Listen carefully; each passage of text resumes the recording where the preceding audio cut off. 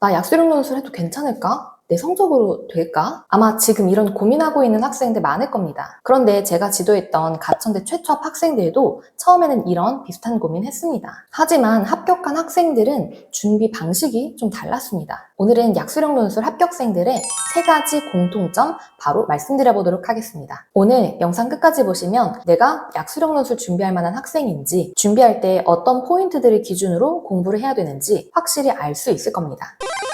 먼저 첫 번째 공통점입니다. 바로 수능을 우선순위에 두고 공부를 했다는 점입니다. 약수령 논술 얘기하는데 왜 갑자기 수능 얘기부터 하지? 라고 생각하실 수도 있는데요. 근데 제가 실제로 가천대 약수령 논술 합격생들을 지도하면서 느낀 건 수능을 등한시한 채 약수령 논술만 따로 준비해서 최초합한 학생들은 거의 없다는 겁니다. 약수령 논술도 결국 교과과정 범위 안에서 출제되는 거고 출제 범위 역시 수능 안에 있습니다. 그래서 합격한 학생들은 약수령 논술을 수능을 대신하는 전형이라고 생각하지 않았습니다. 수능을 가장 우선으로 준비하고 약수령 논술을 그 위에 추가로 준비했습니다. 실제로 저희 학원 수능 수학 클래스에서 같은 시기에 약수령 논술 준비를 시작했던 2학생이 있었습니다. 한 학생은 약수령 논술 준비에 좀 더 많은 시간을 투자했고 그러면서 수능 공부를 조금 소홀히 하게 되었습니다. 반면 다른 학생은 수능 수학을 중심으로 공부를 하면서 약수령 논술 공부를 꾸준히 병행했습니다. 결과는 생각보다 명확했습니다. 약수령 논술 준비에 좀 더 집중했던 학생은 결국 불합격했고 수능 공부를 중심으로 약수령 논술을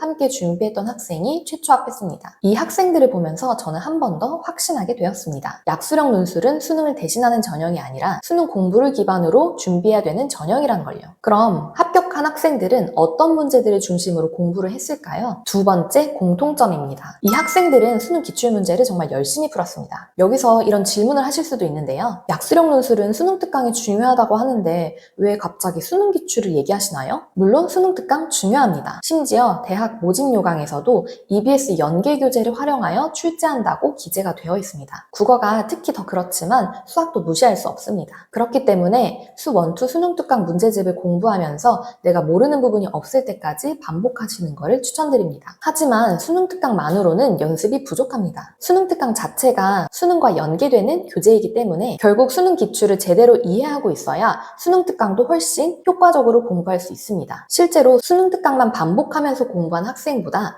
수능 기출을 함께 병행해서 공부한 학생들이 문제를 이해하는 깊이나 응용력이 훨씬 좋았습니다. 결국 시험에서는 이런 한 문제 한 끗 차이가 합격과 불합격을 결정하는 경우도 많습니다. 그래서 저는 수능 기출을 중심으로 공부를 하고 수능 특강을 반복해서 연습하는 방법을 가장 추천드립니다. 근데 기출을 그냥 많이 푸는 것만으로는 부족할 수 있습니다. 제가 지도했던 최초합 학생들에게는 하나의 공통된 목표가 있었습니다. 이게 바로 마지막 공통점인데요. 바로 수능 수학을 3등급 이내로 어떻게든 꼭 만들어내겠다라는 목표였습니다. 정말 잘 보면 2등급까지도 나는 할 수 있다. 난 3등급 안에는 무조건 들어야겠다라는 목표인데요. 시작할 때 처음부터 모두 3등급이었던 학생들이 아닙니다. 4등급이었던 학생도 있고 5등급이었던 학생도 있었습니다. 하지만 현재 등급에 머물러 있지 않았습니다. 수능에서 최소한 3등급은 꼭 만들겠다는 목표로 열심히 공부했습니다. 그리고 실제로 그렇게 3등급까지 끌어올린 학생들이 대부분 좋은 결과를 얻었습니다. 결국 붙은 학생들은 처음부터 성적이 좋았던 학생들이 아니라 3등급까지 끌어올린 만큼 끝까지 정말 열심히 공부했던 학생들이었습니다. 다만 여기서 한 가지 오해는 하지 않으셨으면 좋겠습니다. 그럼 수능 공부만 열심히 하면 약수령 논술도 되는 거네요? 아닙니다.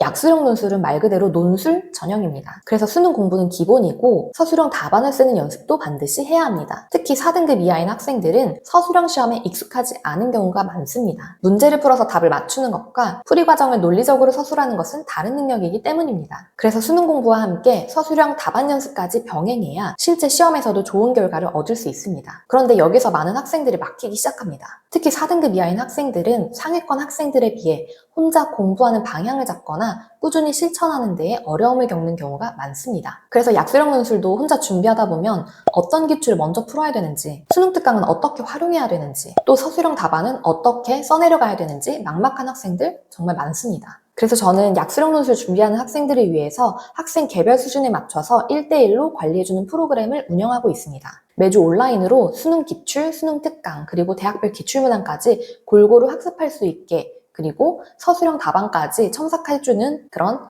관리 프로그램입니다. 혼자 준비하기에는 막막하거나 체계적으로 관리받고 싶은 학생들은 아래 고정 댓글을 참고해 주시기 바랍니다. 오늘 말씀드린 공통점 3가지를 한 문장으로 정리하자면 약수령 논술은 수능 대신 준비한 전형이 아니라 수능과 함께 준비하는 전형이라는 것입니다. 약수령 논술을 준비한다고 해서 수능을 포기하는 게 아니라 수능을 끝까지 준비하는 학생에게는 약수령 논술 전형은 더 큰 기회가 될 수 있습니다.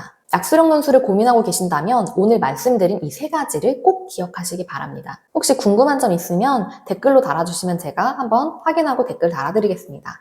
감사합니다.